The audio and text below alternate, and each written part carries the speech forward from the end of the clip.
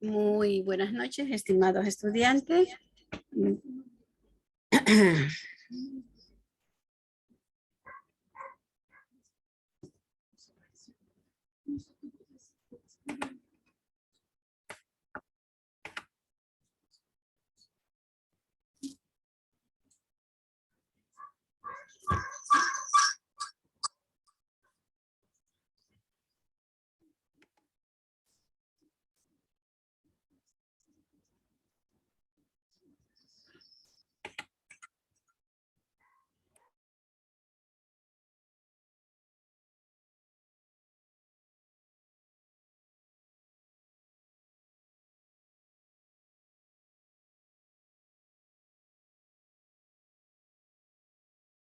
Buenas noches, estimados estudiantes, ¿verdad? Ahora yo les voy a explicar sobre el estado nutricional, que es parte de la práctica, ¿no?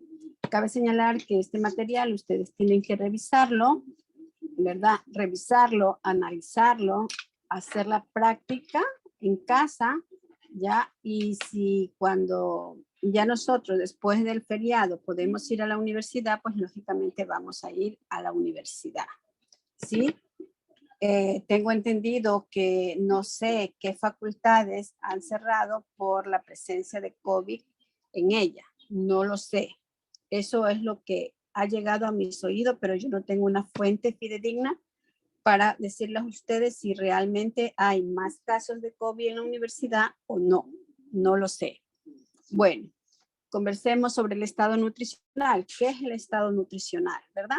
El estado nutricional es la situación actual en que se encuentra nuestro paciente, ¿verdad? Cuando va a la consulta.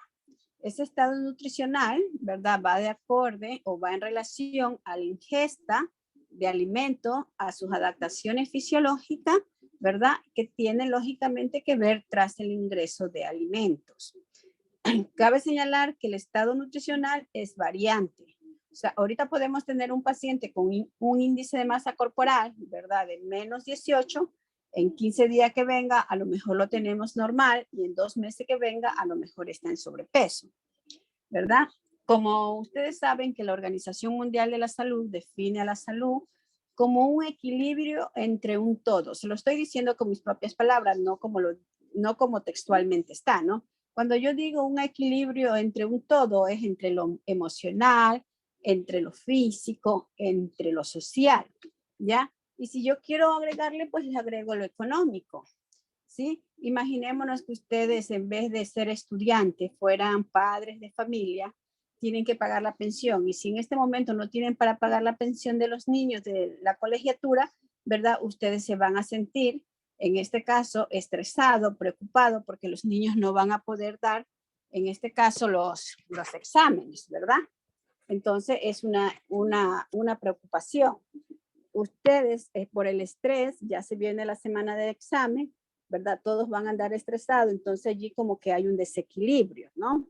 ¿Y qué nos dice también? Que entre el 10 y el 25% de la población mundial se encuentra completamente sana. Yo sé decir que eso es hipotético, porque si hablamos de niños, desde los recién nacidos, aunque los niños no pueden decir yo estoy estresado, en el momento de que se les da la nalgada, en el momento de que tienen que ponerle las vacunas, ¿verdad? El niño llora. Entonces, si llora y si le da una fiebrecita, pues lógicamente ya no hay un equilibrio en él, ¿no? Y luego también vemos sobre la salud y enfermedad, ¿verdad? Este es un proceso continuo. Si hablamos que la salud es un equilibrio, la enfermedad va a ser un desequilibrio, ¿no? Y que lógicamente en este proceso nosotros podríamos trazar una línea recta, trazamos una mediana en la parte de en medio, hacia la derecha, estilos de vida que te busquen salud, y hacia la izquierda, los estilos de vida que no te van a proporcionar salud, ¿verdad? Y si nosotros hacemos o aplicamos más esos estilos de vida que no me llevan a aplicar salud, pues lógicamente voy a llegar hasta la muerte, ¿no? Y cuando hablo de muerte prematura, no solamente estoy hablando de los niños que mueran prematuramente o que haya un parto prematuro y que no se logre salvar el producto. También estoy hablando, ustedes saben que la esperanza de vida de nosotros los ecuatorianos es de 65 a 70 años, ¿no? Si una persona, supongamos que muere a los 20 años, pues tiene una muerte prematura. Y también hablamos de los años perdidos de vida, ¿no? Si muere a los 20 años, tiene que tener 75, 70 años, pues ¿cuánto le vamos restando de ese 70 a los 20? Quiere decir que esa persona ha perdido 50 años de vida, ¿no? Y eso sin contar también la tasa de desnutrición, el cáncer y entre otras patologías, ¿no? Cabe señalar que nosotros para medir el estado nutricional, ¿verdad? Para medir el estado nutricional se pueden emplear diferentes indicadores, ¿verdad? Como es el índice de masa corporal, como es el índice cintura-cadera, o actualmente se aplica mucho lo que es la circunferencia de cintura. Tenemos el perímetro cefálico, que inclusive cuando un niño nace, ¿verdad? También uno de los indicadores es medir el perímetro cefálico del niño. Tenemos la constitución corporal, tenemos las sumatorias de pliegues, ¿verdad? Entre otros. Cabe señalar que estos son indicadores. Dependiendo del objetivo que yo quiera lograr, yo digo, bueno, solo voy a aplicar índice de masa corporal o voy a aplicar índice de masa corporal con circunferencia cintura. De pronto digo, voy a aplicar índice de masa corporal con índice cintura-cadera o voy a aplicar índice de masa corporal con la constitución corporal de 1, ¿no? Entonces, eso es dependiendo del objetivo que yo quiera lograr. Luego, ¿verdad? Nosotros tenemos que también basarnos en el método clínico, ¿verdad? Sobre todo ustedes que son médicos, tienen que ocultar al paciente, ver el color de piel, la boca, los ojos, la cara, además de los exámenes neurológicos, estado de hidratación, interacción de fármaco con nutriente, entre otros, ¿verdad? También podríamos hacer la valoración global subjetiva, valorar rápidamente el estado nutricional de acuerdo a las características e interrogatorio que nosotros podamos hacer. Cuando digo nosotros, el personal de salud, ¿verdad? El cambio de peso, si es rápido, ¿verdad? Y también el método bioquímico, o sea, se mandan a hacer todas las pruebas que según el interrogatorio que nosotros hemos descrito en la historia clínica, pues nosotros decimos, esto posiblemente es esto, ¿verdad? Como un diagnóstico presuntivo, como dicen ustedes. Ya, entonces es esto. Entonces tengo que mandar a hacer este y este examen. Ya, luego, ¿verdad? Nosotros tenemos también dentro de la historia clínica el recordatorio y frecuencia alimentaria, ¿verdad? Que se debe preguntar a los pacientes qué comió el día de ayer, que es recordatorio 24 horas, y la frecuencia alimentaria. Si un producto X, por decir carne, come una vez a la semana, o come 2 veces, o come 3 veces, y cuál es la preparación de esta carne que hacen. Ya, antes, ¿verdad? Nosotros hacíamos también la pesada de alimentos cuando íbamos al campo a hacer una investigación. Pero ustedes saben que ya con todo esto de la ley, pues muchas cosas hay que estar pidiendo permiso, hay que hacer consentimiento informado, tiene que pasar por el comité de bioética, entonces ya no procedemos a hacer pesadas de alimentos. ¿Ya? Cuando nosotros tenemos demasiado paciente, ¿verdad? Lógicamente que no nos va a dar tiempo para nosotros aplicar la fórmula. Pero sin embargo, yo puedo ver así rápido, si me llega un paciente con una talla de 1,78 y me pesa 85 kilos, ¿verdad? Yo vengo y le quito el 1, que es la centena, y este paciente debería de pesar 78. Y como tiene 85, quiere decir que tiene peso de más, ¿verdad? Pero yo en este momento, como yo no he hecho la fórmula, no he aplicado la fórmula, ¿verdad? De para saber si que está en un peso normal o está en sobrepeso o está en obesidad, entonces yo le digo que ella tiene que reducir de peso, ella o él, ¿verdad? El paciente. Entonces yo sé decir, así a simple rasgo, que ella tiene un peso excesivo, ¿no? Entonces yo vengo y hago la resta, 85 menos 78, y lo que me da de esa resta, pues lógicamente el paciente tiene que bajar de peso. Ya, cabe señalar que en la literatura hay muchos tipos de peso: peso óptimo, peso ideal, peso deseado, ¿verdad? Peso teórico. Yo por lo general siempre trabajo con el peso deseado. ¿Por qué? Porque volvamos al caso de acá, nos supongamos 78, aquí tiene 7 kilos de más, ¿verdad?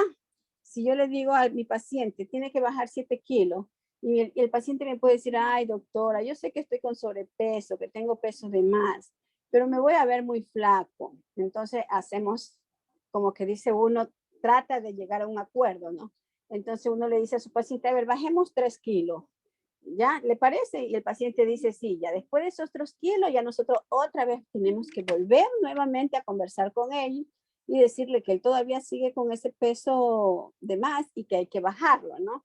Porque ya le hemos dejado la pauta de que él se quede con un peso de menos, ¿verdad?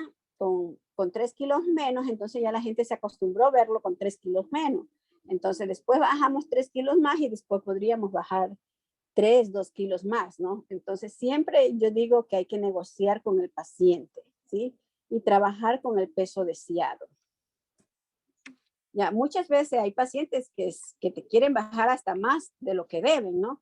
Y también los pacientes quieren bajar de peso rápido. Lo primero que te preguntan es una pastillita, una inyección o algo para bajar de peso. Pero ellos no quieren hacer un plan de alimentación, no quieren hacer, por decir, ejercicio. Entonces, en eso nosotros debemos de trabajar. Ya, bueno, aquí está lo que les decía, ¿no? Yo no trabajo con peso óptimo, ¿no?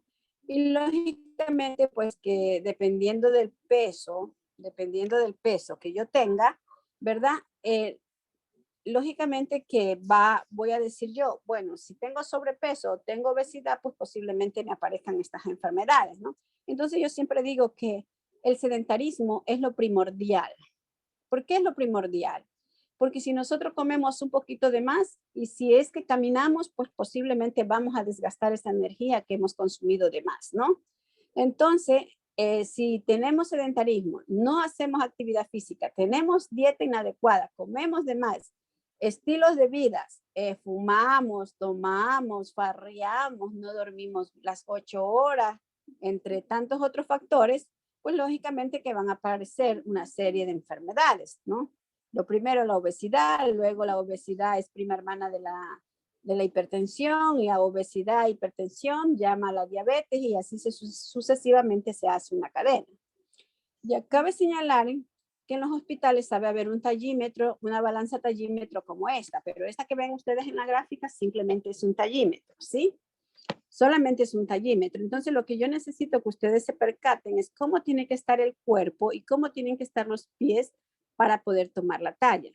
Igual, aquí tenemos una balanza de baño, ¿verdad? No es la ideal. Cuando nosotros hacemos una investigación, tenemos que buscar una balanza, ¿verdad? Autorizada para hacer una investigación y que tenga menos margen de error. Aquí tengo una balanza de baño, ¿verdad? Y que cada vez que yo cojo la balanza, la guardo en el bolso, la voy a poner nuevamente, otra vez la guardo, la pongo otra vez, ¿verdad? La balanza se va a descalibrar, ¿ya? Entonces nosotros tenemos que calibrar esa balanza, que esta aguja roja que ven acá tiene que estar en 0, ¿verdad? Yo sé decir balanza encerada, que tiene que estar en 0. Entonces, cuando yo voy a usar esta balanza, tengo que ver que el puesto esté liso, que no esté subida y bajada, ¿verdad? Que no se mueva. Entonces, yo para saber que la balanza está calibrada, yo a una persona tengo que pesarla 3 veces, como mínimo 3 veces. Ya, si esas personas en las 3 pesadas me dan los mismos kilos, quiere decir que sí la puedo utilizar. Sí, pero en una primera pesada me da por decir 50 kilos, en la segunda me da 52, en la tercera me da 55, quiere decir que esa balanza no está bien, ¿sí? Y miren los pies como deben de estar. Cabe señalar que nosotros en la universidad, en el departamento de vinculación, pues nosotros tenemos balanza y tallímetro tipo seca, ¿no? Que son los que son ideales para hacer una investigación. Luego vemos el plano de Frankfurt. ¿Para qué nos sirve el plano de Frankfurt? ¿Verdad? Si ven aquí esta línea en la oreja, ¿verdad? Es un poco para ver la posición de la cabeza y para poder tomar la talla. Muchas veces cuando nosotros nos van a tomar la talla, nosotros hacemos la cabeza así. Entonces la talla no se toma así o lo hacemos así, ¿no? Y muchas veces los chicos cuando hemos tomado en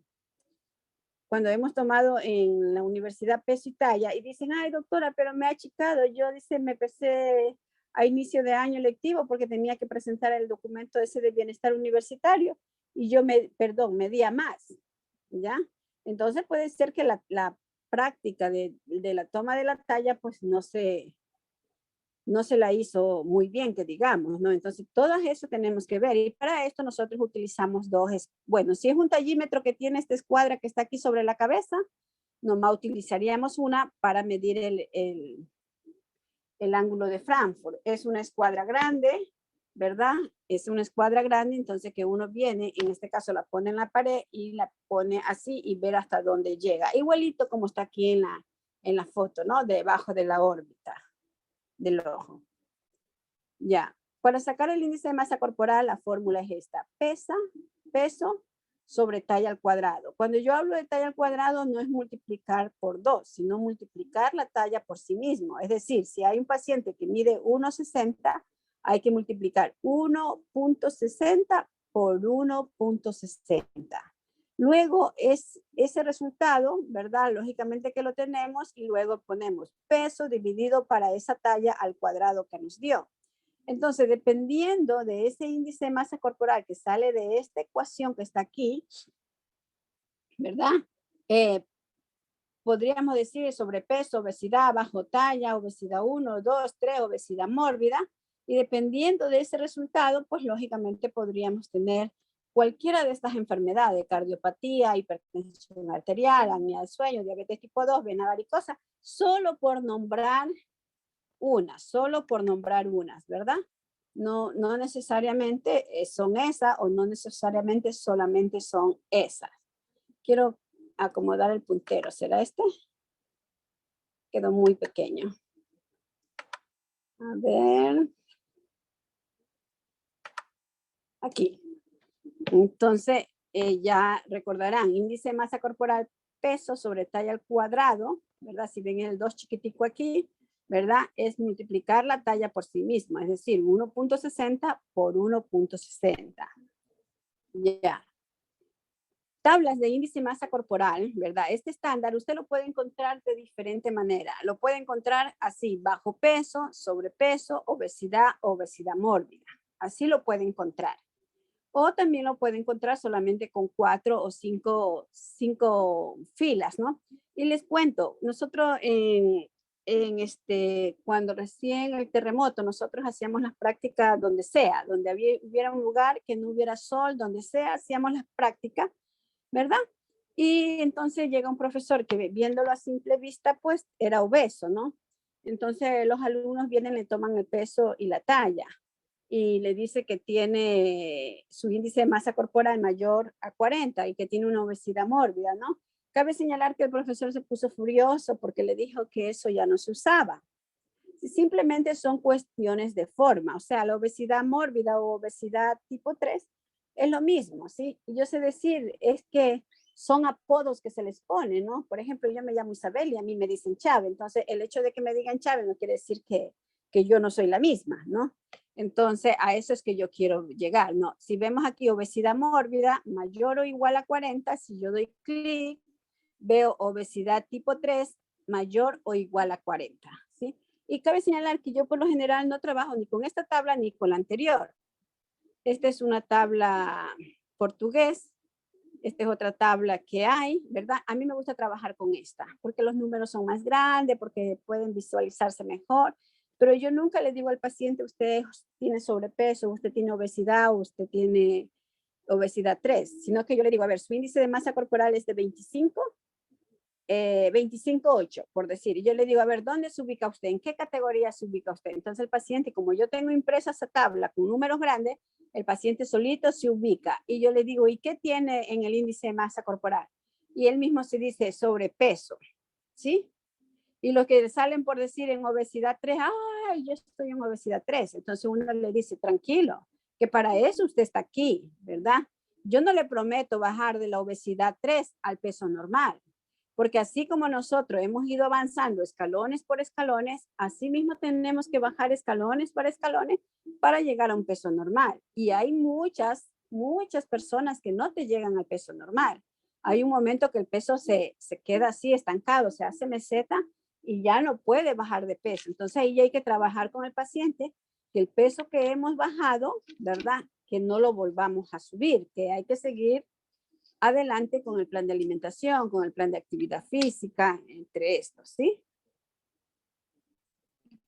Luego tenemos la relación cintura-cadera. Cabe señalar que la cintura, la circunferencia de cintura se pasa debajo de la costilla flotante, ¿verdad? Si ustedes están escuchando esto, ustedes vienen y se ponen la mano aquí debajo de las costillas y ven dónde está la costilla flotante y allí se traza la cinta métrica, ¿ya? Así como está acá.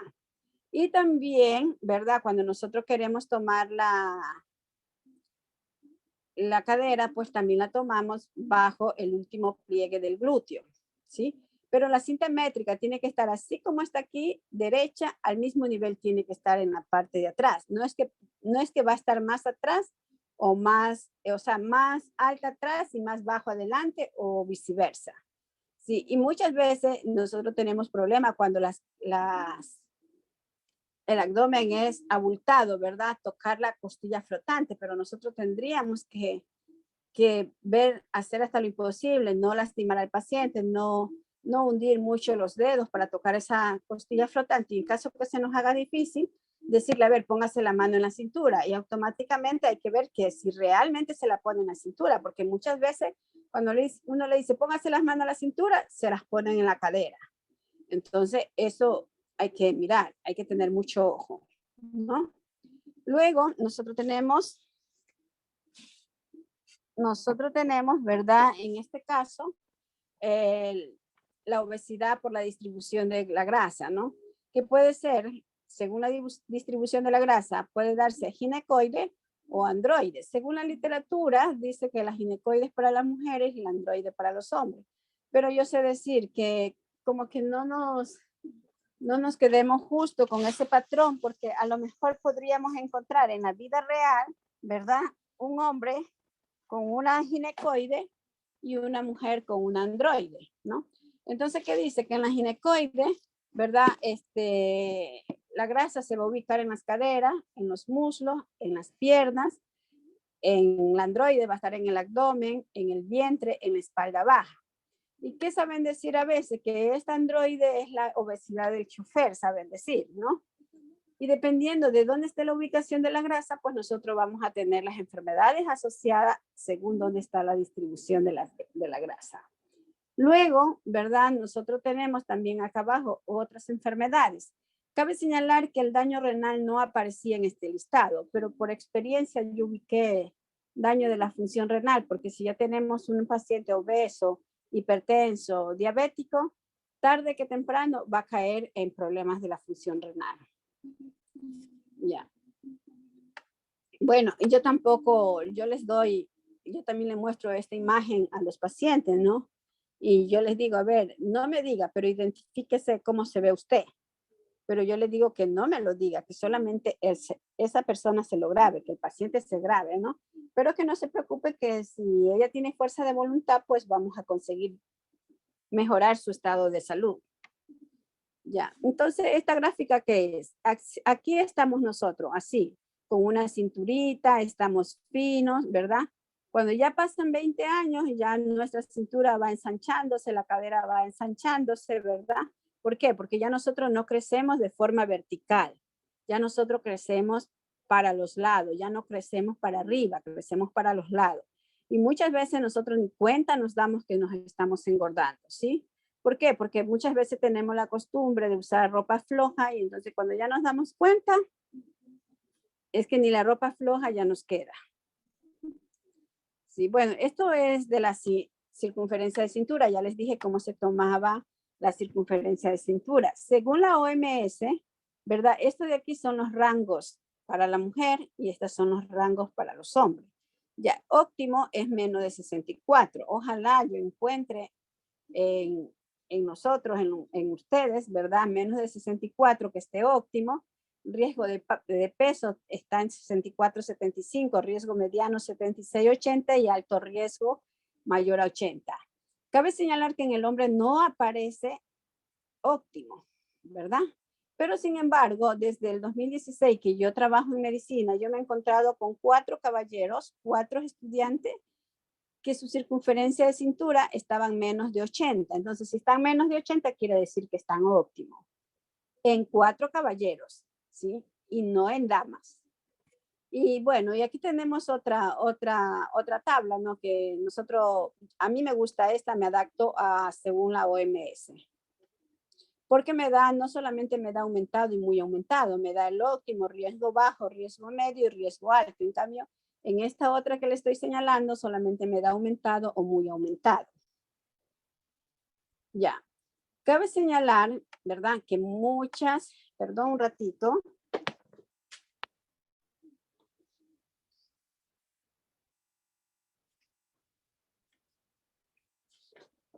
Cabe señalar que mucho antes de que la tecnología hubiera avanzado, ¿verdad? Nosotros para saber el porcentaje de grasa en las personas teníamos que tomar los pliegues, ¿verdad? Teníamos que ver los pliegues subescapulares, suprailiaco, el bicipital, ¿verdad? Y nosotros tendríamos que hacer una regla de 3 para poder sacar el porcentaje, ¿no?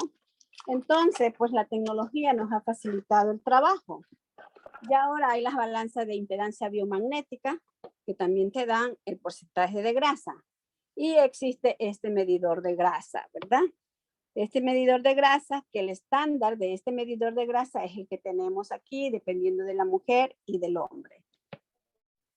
Cabe señalar que si nosotros tenemos un medidor de grasa de diferentes marcas, supongamos Sony, Honra, Panasonic, qué sé yo, me estoy inventando, ¿no? Seca, nosotros tenemos que utilizar o emplear los estándares de esa marca. No podemos utilizar un Sony con un Seca, sino que tiene que ser Sony el aparato y Sony la tabla, ¿sí?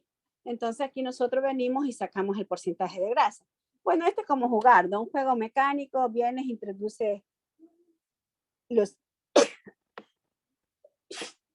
introduce los años, ¿verdad? Introduce los años, el sexo, si haces educación física, si no, no, la talla y el peso, y esto te da automáticamente el porcentaje de grasa y también te brinda el índice de masa corporal. Ya. Bueno, esta es una tabla de un ejercicio que nosotros hacíamos en clase, ¿verdad? Que esto es lo que nos hace falta a nosotros para que ustedes aprendan a manejar bien esto, ¿no? Pero que esto de aquí no solamente son números, sino que esto se cruza con la información de la anamnesia alimentaria. Nosotros aplicamos una anamnesia alimentaria, ¿verdad? En dúo y luego con todos estos datos, con todos estos números, nosotros hacemos una relación y vemos el por qué está en sobrepeso, vemos la anamnesis que nos ha dicho en este caso el compañero para ver cómo estamos. Ya, y así tenemos otro ejemplo. Y ahora vamos a hablar sobre las medidas antropométricas en los niños. Cabe señalar que esto se llama infantómetro, ¿verdad? Esto es un infantómetro artesanal. Ya, en los niños menores de 2 años, ¿verdad? Se llama longitud. No se llama talla. En menores de 2 años se llama longitud. Pregunta de examen o de evaluación. Ya, entonces, ¿qué es lo que nosotros hacemos, verdad? En este infantómetro,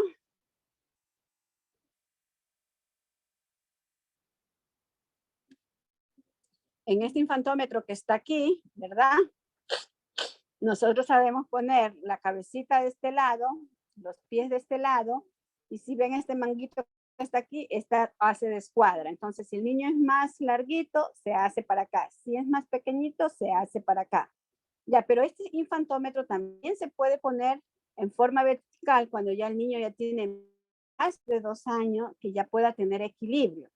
Y cabe señalar que nosotros en el policlínico empezamos, no teníamos un infantómetro, supongamos que esta es una caja, ¿no?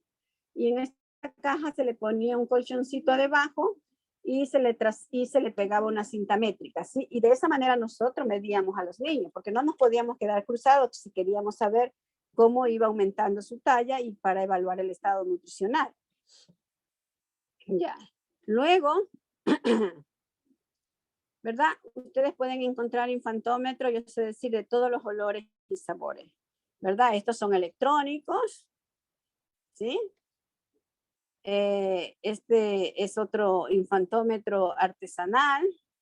Y lo importante es que cada vez que nosotros vamos a tomar la longitud del niño, siempre vamos a tener que tener el apoyo de la persona que lleva al niño. Porque si nosotros le arreglamos la cabecita en un medio mover, el niño ya mueve los pies. Si le arreglamos los pies y vamos a acomodar la cabeza, ya mueve la cabeza, ¿sí? Entonces es así como vemos aquí, ¿no? Se le pone la mano, si es que está en pie, se le pone la mano en la rodilla mientras la enfermera o la persona viene y le baja la escuadra. Este es el infantómetro que estaba en forma horizontal, ¿no? Pero siempre se recomienda que este infantómetro tiene que estar recostado a la pared, a algo sólido. Donde antes se ponía la cabeza, ahora se van a poner los pies. Y esto, donde van los pies, es la cabeza. Y esta es la regla que baja, ¿sí? Este es otro tipo de infantómetro, ¿verdad? Yo hice este infantómetro en el policlínico porque tampoco teníamos. Yo fui donde un carpintero y mandé a hacer dos de estos infantómetros artesanal, uno para enfermería y otro para el área de nutrición. Perdón, este es un tallímetro, corrijo, esto es un tallímetro. Y esta balanza, ¿verdad? Es la pesa bebé. También la balanza pesa bebé, como se mueve de un lado a otro, pues hay que encerarla, es decir, que la aguja quede en cero. Y asimismo también hay que calibrar la balanza, ¿sí? Y lógicamente al niño no se le va a poner aquí en el metal, por lo general se le pone un papel de seda o una sabanita muy sencilla que no dé para alterar el peso del niño. Y también hay las balanzas, ¿verdad? Electrónicas. Pero cabe señalar que tanto las balanzas electrónicas como los infantómetros, ¿verdad? Si la batería no está bien, pues podemos tener un falso positivo o un falso negativo. Esta de aquí es un tallímetro también, ¿sí? Entonces, eso es lo que nosotros tendríamos que ver. Si es electrónica, tenemos que ver que la pila, la batería esté en perfectas condiciones. Y esto es verdad cuando el niño está llora y nosotros necesitamos el peso del niño. Entonces, si el niño no se tranquiliza, no lo podemos pesar. Entonces, el niño hay que pesarlo conjuntamente con la mamá. Y luego le cogemos al niño nosotros, pesamos a la mamita sola y la resta que hacemos, niño con mamá con un niño en brazo, el peso, menos mamá sin niño en brazo, ¿sí? El peso, ¿no? Y cabe señalar que hay muchos profesionales que dicen, no, es que no puedo obtener el peso del niño porque el niño llora, ni porque le doy chupete, le hago esto, le doy juguete, etcétera, etcétera.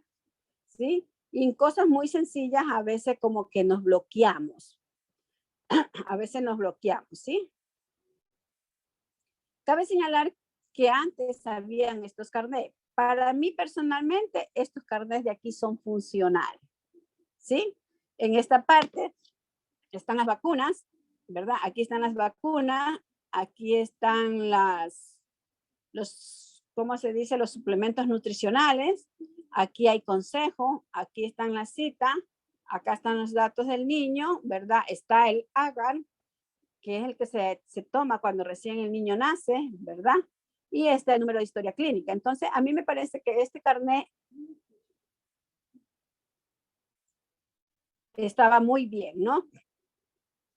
Dentro de este carnet, ¿verdad? Está la información nutricional, que esta información nutricional es de mucha ayuda para los médicos, para recomendar qué debe de comer un niño. Recuerde que su primer trabajo va a ser Ministerio de Salud Pública. Empiezan con el internado y terminan con la rural. Y en esta parte de aquí abajito, que ustedes ven, ¿verdad? Está el desarrollo psicomotriz. ¿Qué quiere decir el desarrollo psicomotriz? Que ustedes tienen, si se van a dedicar a la pediatría, ustedes tienen que conocer esto. Tienen que saber las teorías de Sigmund Freud, los estadios del niño de Sigmund Freud, de Jean Piaget, ¿verdad? Todo eso, porque ahí se dice, a ver, el niño de tal mes a tal mes debe hacer tanto, ¿no? Entonces, si ya ese niño no hace, quiere decir que hay un problema. No nos preocupemos si el niño a los 9 meses ya camina, pero sí deberíamos de preocuparnos si el niño ya tiene 2 años y aún no camina, porque son estándares que ya están, ¿no? Si ustedes ven estas líneas de aquí, ¿verdad? El peso del niño siempre debe de ir ascendiendo, así como lo vemos aquí, siempre debe ir ascendiendo. Si el peso del niño se queda horizontal, quiere decir que está pasando algo, ¿sí? Y si la curva del niño, en vez de subir, ¿verdad?, hace cola hacia abajo, quiere decir que el niño está en peligro y que si no intervenimos, este niño puede morir, ya. Este es el carnet, ¿verdad? Estamos peso, edad. De este lado van el peso y de este lado va la edad. Entonces, nosotros tenemos que inculcar el control del niño sano. Entonces, nosotros, a medida que el niño va, vamos poniendo los puntitos, y esta curva tiene que subir acá. Si dependiendo de la edad del niño, ¿verdad? Y del peso, cuando es normal, tiene que estar dentro de lo verde, dentro de estas dos franjas verdes. Si está bajo la franja verde, quiere decir que el niño le hace falta peso y que puede llegar a desnutrirse. Si está sobre la franja verde, quiere decir que el niño está subiendo de peso más de lo que debe, ¿verdad? Y puede llegar a un sobrepeso y obesidad. Luego, de este lado de acá tenemos la talla edad, ¿verdad? Talla así y edad así. En la talla no puede haber curva hacia abajo. No puede haber cola. Siempre tiene que subir o en tal caso mantenerse horizontal. O sea, subir como aquí o mantenerse horizontal. Jamás en la talla debe de haber este descenso. Si hay este descenso, quiere decir que hubo un error. Al tomar la talla, sea en sesiones anteriores o en la de ahora. Y cabe señalar que hay carnet de niños y hay carnet para niñas, ¿no? Y ahora,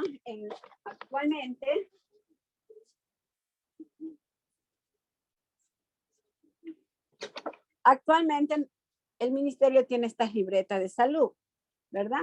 Pero sin embargo, si nosotros abrimos la libreta de salud, para nosotros saber la evolución del niño, tenemos que ir cambiando la hoja, ¿no? Por ejemplo, aquí dice edad, o sea, el peso del niño de 0 a 6 meses. Acá en la otra parte dice longitud del niño de 0 a 6 meses. Por acá dice de peso de niños a 23 meses. Y más acá dice longitud de niños de 6 a 23 meses. Entonces, para hacer una relación, nosotros tendríamos que mirar cuántas hojas. En cambio, para hacer la relación en el carnet, ¿verdad? Basta tener una sola cara, así como está aquí. Entonces, para mí es, o sea, si hablo de la funcionalidad, yo 1000 veces me hubiera quedado con el carnet. Pero ustedes saben que cada vez que llega alguien nuevo, pues quiere poner lo suyo, ¿no? Entonces nosotros como tenemos que hablar el mismo idioma, pues tenemos que hablar este idioma que está acá. Yo aquí no les voy a explicar mucho. Esto solamente les dejo el bichito de la investigación. O a su docente que le da pediatría, decirle que le explique sobre el AGAL. Prueba para evaluar a un recién nacido, ¿verdad? Entonces, ustedes ven que estas letras grandes es lo que ustedes tienen que pedir a su profesor de pediatría que le explique. Apariencia, color de la piel. Este es cuando el niño recién nace. Pulso, frecuencia cardíaca, gesticulación, respuesta a estímulo, actividad, tono muscular y la respiración. Si el niño en cada uno de estos indicadores, que son 5, tiene 2, quiere decir que tiene 10 puntos. Si el niño está en esta parte de en medio, que está un poco azulada y que no tiene un punto en cada uno de esos, quiere decir que ya ese niño está súper mal, ¿no? Por exagerar, que no haya tenido un punto en cada indicador. Y si tiene menos, pues lógicamente no sé cómo va a estar el niño. Entonces, por eso yo digo, siempre le digo a los estudiantes, esto de aquí tiene que explicarle su pediatra. Ya, y esto pues es simplemente medidas del perímetro del cefálico, ¿no? Entonces tenemos recién nacido, sabemos que un recién nacido puede pesar entre 3 kilogramos, ¿verdad? Talla entre 50.3 centímetros y lo normal para ese niño debería de ser 34.8 centímetros en la circunferencia craneal, ¿verdad? O cefálica. Y así, pues, lógicamente vamos aumentando 3 meses, 6 meses, 12 meses, hasta llegar a los 2 años. ¿Sí? Entonces, todo esto es para medir riesgo. Ustedes como médico, pues lógicamente también el docente de pediatría, supongo yo que en el sílabo les ha de haber puesto esto. Y en caso que no les haya puesto, por favor, sepan pedir, dígale doctor o doctora, ¿será posible que usted nos explique, verdad, sobre el agar, sobre el perímetro cefálico en los niños? ¿Será que usted nos puede explicar? Y en caso que diga, no, porque yo ya tengo mi sílabo, usted le dice, doctora, pero si usted quisiera, nosotros podemos ingresar 1 hora y en 1 hora usted nos puede explicar. O sea, nosotros tenemos que saber pedir, ¿sí? Saber pedir las cosas. Si ustedes le piden muy bien, con mucho respeto, ¿verdad? Y yo creo que ningún docente se va a poner en contra que no les va a querer explicar. Ya, y aquí sí, ¿no? Hay estudios que se han hecho en relación a la leche materna y a la leche de vaca. ¿Qué decimos nosotros los nutricionistas? Leche materna para el niño y leche de vaca para el ternero. ¿Por qué decimos esto? Cabe señalar que todos estos indicadores que están aquí es sobre 100, ¿verdad? Sobre 100 gramos, ¿no? Si miramos las letras que están en rojo, la proteína de la leche humana en 100 gramos es de 1.03 y mire la leche de vaca, 3.3. La proteína. Vemos el calcio. En la leche humana es de 30 miligramos por 100 gramos. Y en la leche de vaca es 119 miligramos en 100 gramos. Y el hierro en 100 gramos es 0.02 en la leche materna y en la vaca es de 0.05 miligramos. Entonces, por esta razón, ¿verdad? Nosotros decimos que hay que enseñar a las mamitas a dar la lactancia materna. El Ministerio de Salud Pública tiene como política dar lactancia materna exclusiva hasta los 6 primeros meses de edad. Luego, después vamos aumentando. No es que quitamos el seno, no es que quitamos la lactancia materna. Damos lactancia materna más comidita. Por eso yo les decía que el carnet me parecía fantástico porque ahí hay una orientación. ¿Qué alimentos podemos recomendar a los niños? ¿Verdad? Yo sé decir así, primero se le da el seno en los 6 meses, primero le da el seno al niño y luego la comida. Después del año de edad, primero comidita y luego el seno, ¿sí? Porque ya el niño necesita más valor calórico para su desarrollo de funciones y para su crecimiento. Igual, también hay un estudio, ¿verdad? Donde se miden los electrolitos. Ya nosotros creo que todos hemos visto, ¿verdad? La clase de macrominerales, microminerales y electrolitos, ¿verdad? Vemos que en la leche materna, lógicamente que también estamos hablando por 1 litro, ¿no? En la leche materna, el sodio es de 140 miligramos en este litro de leche.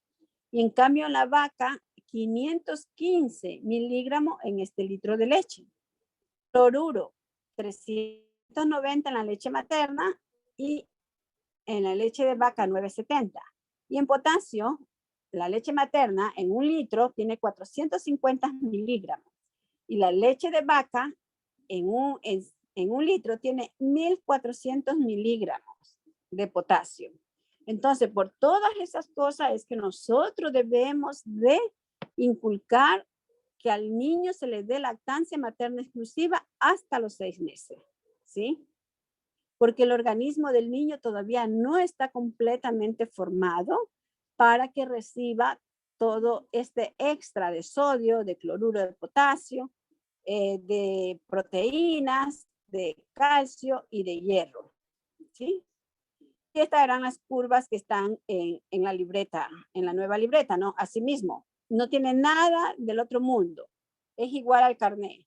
Si el niño va subiendo, ¿verdad? A medida que va a control, va subiendo, está normal.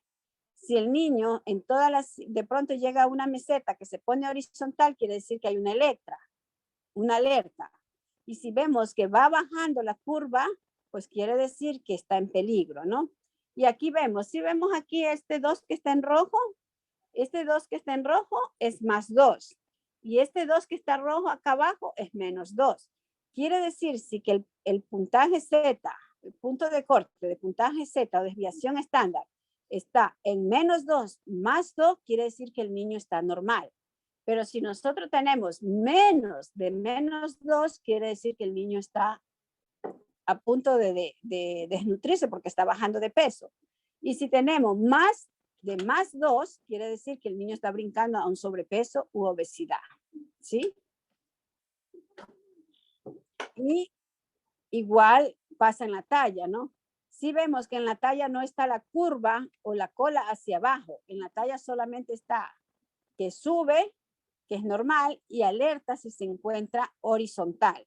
En la talla no hay cola, ¿sí? Igual son, y estos indicadores era que le estaba hablando yo hace un momento. Bueno, estos son los indicadores de Waterloo. Ya tenemos peso para la edad, se llama desnutrición global, ¿verdad? ¿Cuáles son los puntajes de corte o los indicadores de punto de corte? Si es más menos 2, le dije que era normal. Si es menos de menos 2, quiere decir que este niño está desnutrido, pero siempre y cuando sea peso para la edad. Y si tiene mayor a más 2, quiere decir que ya ese niño está sobrepeso u obesidad. A mí por lo general no me gusta mucho emplear la palabra obesidad en niño, ¿no? Por lo que sea, no me siento mal, pero bueno, siempre hay que hablar con la verdad. Si está obeso, está obeso. Ya, pero recuerden que esto es peso para la edad, se llama desnutrición global. Cuando yo digo talla para la edad, se llama desnutrición crónica o hay retardo en el crecimiento, ¿verdad? Y los puntos de corte son parecidos a los de arriba, ¿sí? Solamente que aquí en vez de menos 2 no va desnutrido, sino que tiene talla baja o hay retardo en el crecimiento. Y si tengo más 2, no es obeso, sino que es alto, ¿sí? Entonces, por favor, en esto no se vayan a equivocar. Y cuando hablamos peso para la talla, estamos hablando de nutrición aguda, ¿verdad? Entonces ahí tenemos más y menos 2 desviaciones estándares normal o puntaje Z. Menos de menos 2 desviaciones estándar o puntaje Z está desnutrido y mayor o más 2 desviaciones estándar o puntaje Z está obeso. Cabe señalar que también hay unos indicadores en percentiles, ¿no? Pero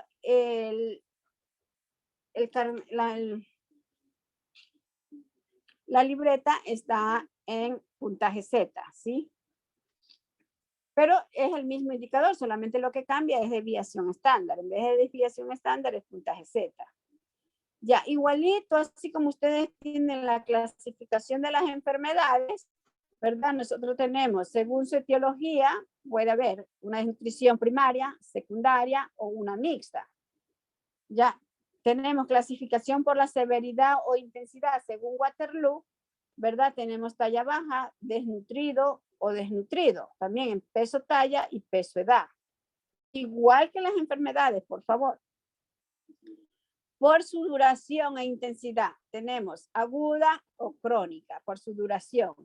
Y por su intensidad, igual que las enfermedades, leve, moderada y severa, ¿sí? Clasificación del estado nutricional según peso, talla, edad, según INSA, está desnutrición aguda, peso, talla, desnutrición crónica, talla, edad y desnutrición global, peso, edad. Bueno, estos también ya son los indicadores, riesgo de desnutrición de un niño menor de 1 año y de un niño mayor a 1 año. Y eso sería en relación a el estado nutricional de los niños. Bueno, ahora voy a pasar, ¿verdad? Ahora voy a abrir el otro documento. El otro documento.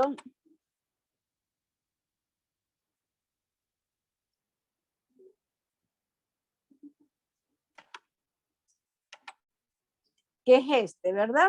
Aquí yo empiezo diciendo que para establecer la constitución corporal se aplica la página 13, está la tabla 1, la tabla 2, la tabla 3, la tabla 4, perdón, la tabla 3 de la página 14 del manual de dietas, que ustedes lo tienen ya en digital. Ya. Cabe señalar que hay fórmulas para determinar el peso óptimo, ¿verdad? Lógicamente, si es para mujeres, yo aplico esta fórmula y si es para hombre, aplico esta fórmula, ¿sí? Y yo lo que no aplico es esto que está, dice, es decir, que 45.5 kilogramos para los primeros 152 centímetros, porque yo eso lo hago mental, ¿verdad? Dependiendo, yo puedo dar un margen de error hacia arriba de un 10% o un margen de error hacia abajo de un 10%. Cabe señalar que, por ejemplo, yo a un deportista, aunque el índice de masa corporal me salga obesidad, yo no le puedo decir a él que es obesidad, porque tengo que considerar su actividad deportiva y tengo que considerar su masa corporal, ¿verdad? Entonces yo siempre ponía de ejemplo al Team Delgado. Si yo cojo un bisturí y le lanzo así en el brazo, yo no voy a encontrar grasa, voy a encontrar tejido fibroso, ¿sí? Y entonces este del peso óptimo, ¿verdad? Talla por metros cuadrados y por índice de masa corporal. Y esto es lo que yo le decía hace un momento, ¿no? Cuando les ponía el ejemplo de 1,70, o sea, si yo tengo, ¿verdad? Que la talla es de 1,70, vengo y le quito los 100. Entonces quiere decir que esta persona de aquí solamente pesaría 50 kilos, ¿no? Es una forma rápida. Y para determinar el peso óptimo en pacientes amputados, ¿verdad? Hay este estándar que también está en el manual de dieta, que si a un paciente le falta la mano, pues lógicamente yo tengo que hacer la conversión de este 0.3, ¿ya? De este 0.3 del peso corporal que tiene ella. Tengo que sacar ese porcentaje y luego restarle. Y así sucesivamente con cualquiera de los miembros amputados que tenga nuestro paciente. Ya, estimación del peso real en pacientes encamados e inmovilizados. Cabe señalar que ya ahorita, si no me equivoco, los hospitales tienen las camas donde se acuestan los pacientes, ¿verdad? Usted simplemente digita y le sale el peso, ¿sí? Y ya no necesitaríamos hacer esto, pero en los hospitales que hay. Pero supongamos que ustedes quieran hacer una investigación con los pacientes encamados y que no les puedan tomar, no tienen balanza cómodas para tomar el peso, entonces ustedes tendrían que ver estos indicadores. Tienen que tener la extensión de la brazada, tienen que tener el perímetro del brazo, tienen que tener el perímetro de pantorrilla, tienen que tener el perímetro del abdomen, tienen que tener el perímetro mínimo del cuello, perímetro del antebrazo y del muslo distal. ¿Verdad? Son 7 indicadores. En caso de que ustedes quisieran hacer una investigación y no cuentan con la cama que pesa el paciente o no cuentan con la balanza para pesar un paciente encamado. Entonces ustedes tendrían que aplicar esto y aplicar la fórmula si son hombres y aplicar la fórmula si son mujeres. Esto está en la página 14 del manual de dieta. Por favor, revisarán. Porque el día de la práctica yo ya no voy a dar esto, sino que ya ustedes tienen que ir revisando. Ya, si el paciente presenta edema, ¿verdad? Se sugiere utilizar la siguiente ecuación. Ya, aquí solamente usamos 4 indicadores, que es la extensión de la brazada, el perímetro mínimo del cuello, el perímetro del antebrazo y el perímetro del brazo. Y aplicamos la fórmula para hombres y aplicamos la fórmula para mujeres, ¿sí? Ya. Las circunferencias, ¿verdad?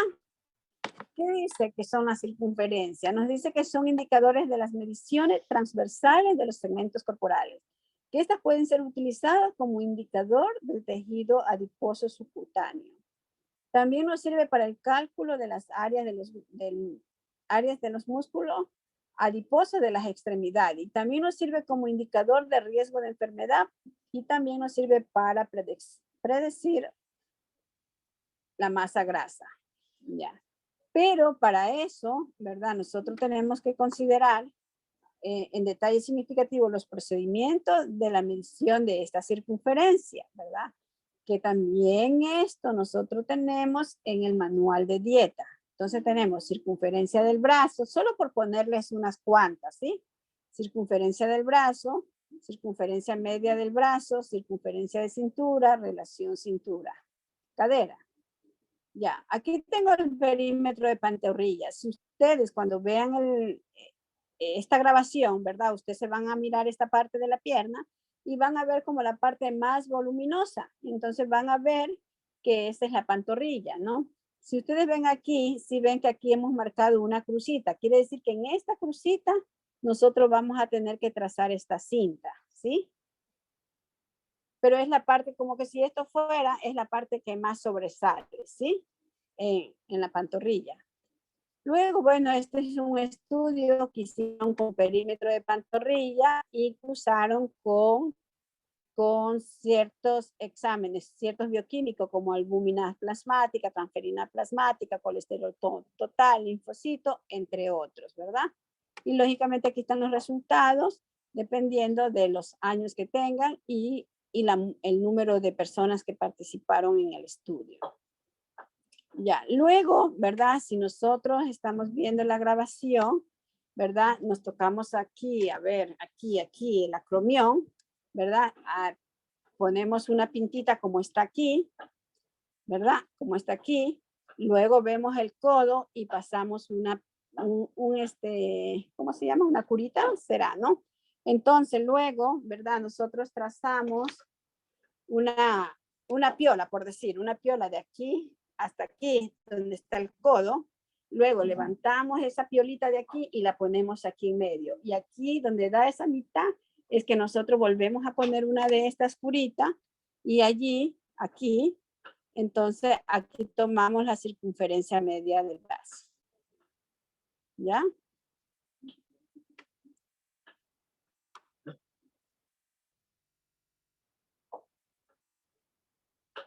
Ya cuando queremos el perímetro del muslo distal, ¿verdad? Nosotros tenemos aquí, es al bajar el pliegue, ¿no? Entonces, bueno, por lo general hay dos formas, ¿no? Dice brazos cruzados sobre el tórax, es decir, así. Sobre el tórax, pies levemente separados, medición 1 centímetro por debajo del pliegue, ¿ya? Nosotros vemos el pliegue aquí, entonces medimos más o menos 1 centímetro y ahí trazamos la circunferencia del perímetro del muslo. ¿Sí? Así como tiene la mano aquí el señor, no, es adelante, cruzado sobre el tórax y los pies un poco separados. Ya luego nosotros tenemos otra medida que es el perímetro del antebrazo. Perdón. Y también nosotros tomamos la parte más voluminosa y ahí venimos y trazamos, ¿verdad? La cinta.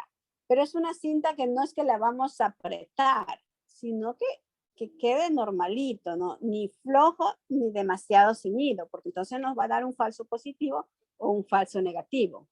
Bueno, esto ya les expliqué sobre el perímetro abdominal de la OMS. Y aquí está, ¿verdad? El perímetro del cuello. Este es más sencillo tomarlo, ¿no? Nomás se pone aquí y cae, punto medio de la altura del cuello. O sea, nosotros tenemos que ver aquí atrás y cuál es el punto medio y ahí trazamos. Y esta técnica de la abrazada o media abrazada, ¿verdad? Nos indica o nos ayuda a predecir una talla de un paciente que se le cortaron las piernas, por decir, o de la rodilla hacia abajo. Entonces no lo podemos poner de pie, pero nosotros queremos saber cuál es la posible talla que él haya tenido. Entonces hacemos esto, ¿verdad? Extendemos los brazos derecho e izquierdo. Para esto se utiliza un equipo como este que está aquí, ¿verdad? Pero nosotros en la práctica los hacíamos con un flexómetro y estas puntitas nos ayudábamos con un esferográfico de este lado y con un esferográfico de este otro lado. Entonces, esto es para predecir talla en pacientes que que les hace falta alguna extremidad inferior, ¿ya? Supongamos que tenemos un paciente que también le hace falta un brazo y que le hace falta sus dos extremidades inferiores, nosotros podemos también predecir talla. Tomamos la media abrazada. Si vemos desde el dedo grande, perdón, desde el dedo medio, ¿verdad? Desde el dedo medio ponemos aquí la aguja o la escuadra hasta aquí en medio del esternón, ¿verdad? Entre que nos separa una mama de la otra. Entonces nosotros esa medida la multiplicamos por 2 y ya tenemos una predicción de talla de ese paciente que no tiene piernas y que solamente tiene un brazo. Y la estructura corporal es sencilla. ¿verdad? Nosotros venimos, tomamos, ya tenemos la talla en centímetros, ¿verdad? Ya tenemos la talla en centímetros. Y ahora vamos a sacar la circunferencia de la muñeca. Aquí vemos, ¿verdad? La muñeca, entonces nosotros tenemos que tomar, si ven estos huesitos que están aquí, ¿verdad? La apófisis estiloide cubital y la apófisis estiloide radial. Y allí trazamos la cinta métrica suavecita, no apretando ni no muy flojo. Ya luego, aquí vemos la fórmula, ¿verdad? Si un paciente mide 1,60 dividido para los 15, los 20 centímetros que salió de la circunferencia de la muñeca.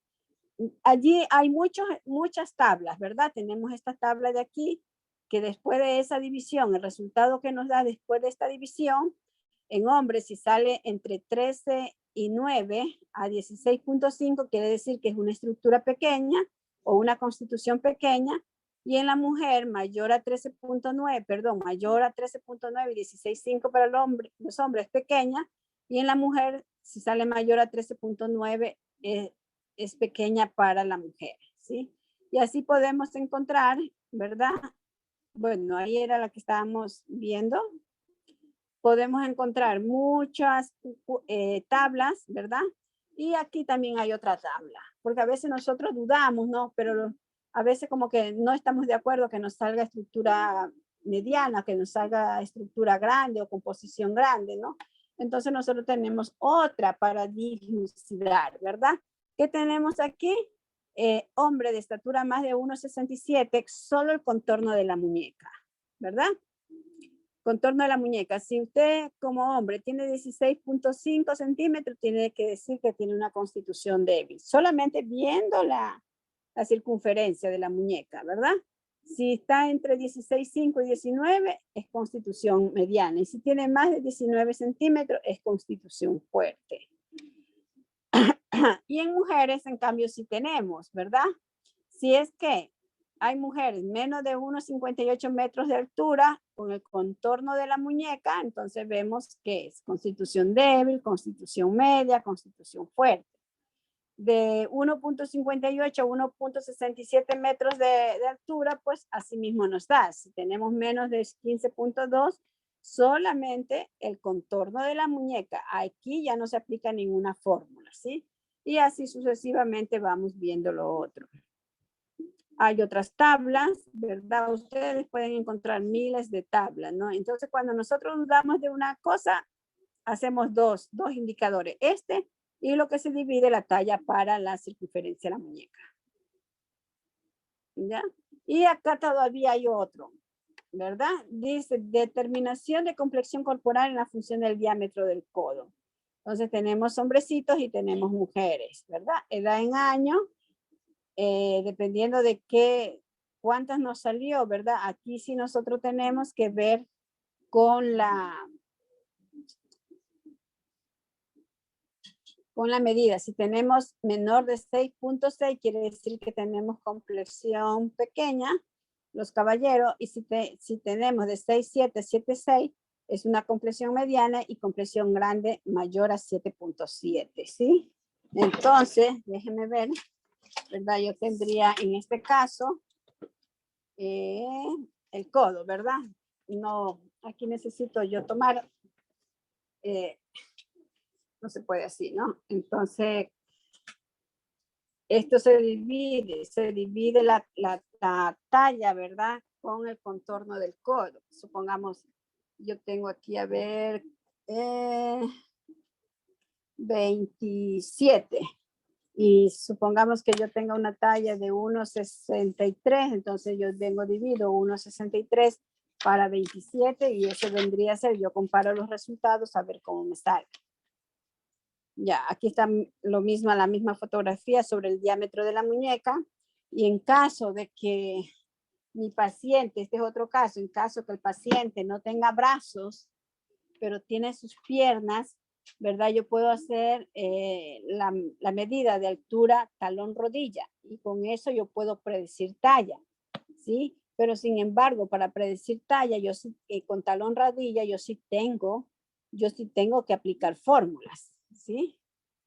Entonces, por lo general, ¿verdad? Se pide que el paciente esté sentado ¿verdad? En esta posición la pierna y nosotros, por lo general, el aparato ideal tiene como una mesita, se pone debajo del talón y aquí arriba donde ven ustedes el dedo, pues también hay una como una mesita que se queda de ese lado y ahí nosotros tomamos cuánto nos sale, ¿sí? También, ¿verdad? Aquí vemos en blanco y negro la imagen de cómo tiene que estar la espalda, cómo tienen que estar las piernas y cómo tienen que estar para tomar la altura rodilla. Y si lo vemos de este otro lado, desde este otro ángulo, es de esta manera. Ya, y cuando es acostado, supongamos que el paciente no se pueda sentar, pero que no tiene brazo, pero que sí tiene piernas, y yo quiero predecir talla, entonces yo también lo puedo hacer. Y yo lo que quiero que vean es esto. Se utiliza una escuadra de este tipo para tomar el ángulo, ¿sí? Y para poder cruzar la mesita de este aparato debajo del talón, tienen que estar los dedos alzados. El talón tiene que estar firme, pero los dedos de los pies tienen que estar un poco alzados, igualito como lo vemos aquí. Cabe señalar que cuando hemos hecho este ejercicio con los chicos, ¿verdad? Nos sale bastante margen de error en esta técnica. Puede ser porque no tenemos la experticia de tomar la medida o puede ser porque no usamos los equipos necesarios, ¿sí? Ustedes saben que todo lo que pasa es multicausal. Y estas son las fórmulas, ¿verdad? Estos numeritos que aparecen aquí son estándares. Entonces, en caso de hombre, ¿verdad? 0.02 por, supongamos que tuvo 52 centímetros de altura rodilla, ¿verdad? Luego cerramos paréntesis, ponemos menos 0.4 por la edad en años que tiene el paciente, cerramos paréntesis y luego más 64.19. Cabe señalar que estos paréntesis primero se destruyen. Se destruyen primero lo que está dentro y luego ya se hace normal. Sí. Entonces es lineal, esa ecuación es lineal, ¿verdad? Y bueno, y esto era lo de los pliegues cutáneos que ya les había manifestado, ¿no? Que antes para predecir el porcentaje de grasa, pues uno tenía que tomar tantos pliegues y hacer las reglas de 3, las ecuaciones para saber el porcentaje de grasa. Pero ya ahora con la ayuda de la tecnología, pues ya solamente tenemos ese aparatito, ¿verdad? Que es el que le mostré anteriormente, o tenemos también la balanza de impedancia biomagnética y que nos da sin molestar al paciente, porque muchas veces al paciente hay que hacerle sacar la blusa. Si está en vestido, tenemos que decirle que se alce el vestido. Si está a los caballeros de igual manera, entonces es un poco molestoso, ¿no? Pero en caso de que se quieran tomar esos pliegues, siempre hay que decirle al paciente, mire, le vamos a hacer estas medidas, le vamos a pellizcar un poquito, no duele, pero a lo mejor usted pueda sentir como un peñiscón, ¿verdad? Y a lo mejor se le pueda poner un poco a su lado, porque es que uno no sabe la piel de cada uno, ¿no? Pero va a tener que sacarse la blusa, va a tener que bajarse el pantalón, va a tener que hacer esto, ¿sí? Porque es muy fácil que después nos digan, ay, no, ese doctor o esa doctora me hizo sacar la blusa y me pellizcó fuerte y me quedó morado y todas esas cosas. Entonces siempre hay que informar al paciente del procedimiento. ¿Por qué le digo esto? Nosotros en el policlínico, ¿verdad? El profesional en rayos X tuvo que hacer un examen, pero nunca se le dijo al paciente en qué posición tenía que ponerse. Ya, entonces el paciente vino y bueno, gracias a Dios solamente la denuncia quedó en el policlínico, no se la hizo al director. Entonces, ¿qué hizo el director? Llamó al profesional y le dice, no, yo no he hecho, yo solamente me he regido a lo que dice el protocolo, ¿ya?